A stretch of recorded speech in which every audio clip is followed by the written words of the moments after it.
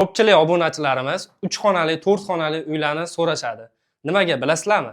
Chunki ko'pchilik ko'cha yurishni yoqtirmaydi. Bitta joyga keldimi, o'sha yerdan uyni xarid qilish kerak.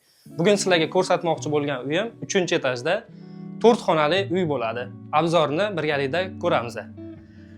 Mana bu yoqdan eshiklari, kirib kelish qismi. Kirganimizda to'g'rida bitta xonasi, birinchi xonasi joylashgan. Ko'rishingiz mumkin. Juda ham chiroyli qilib remont qilingan.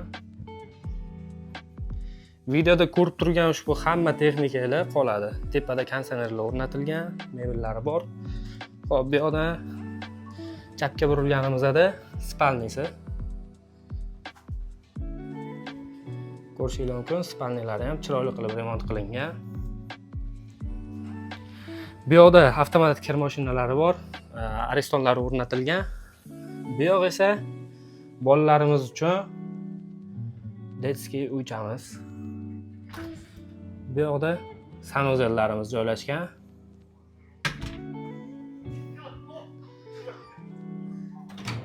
To'rtinchi xonamiz mehmonxona qismi bo'ladi.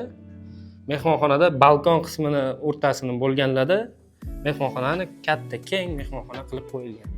Ko'rishingiz mumkin, bu yoqda ham konditsionerlari bor, remontlari juda ham chiroyli holatda.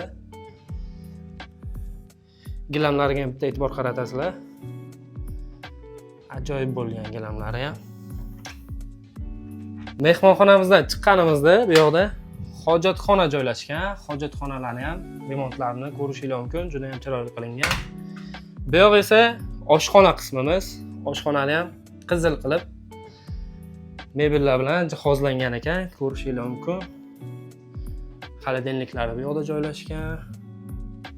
Mebellarida umuman kamchiligi yo'q.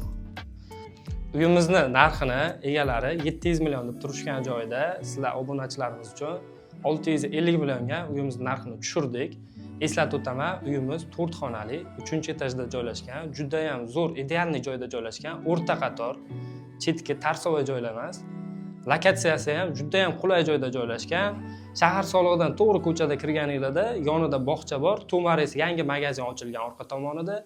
O'sha yerda Paxtazorda joylashgan. Xullas, bemalol pastdagi raqamdagi telefon qilib narxini yana kelishsanglar bo'ladi.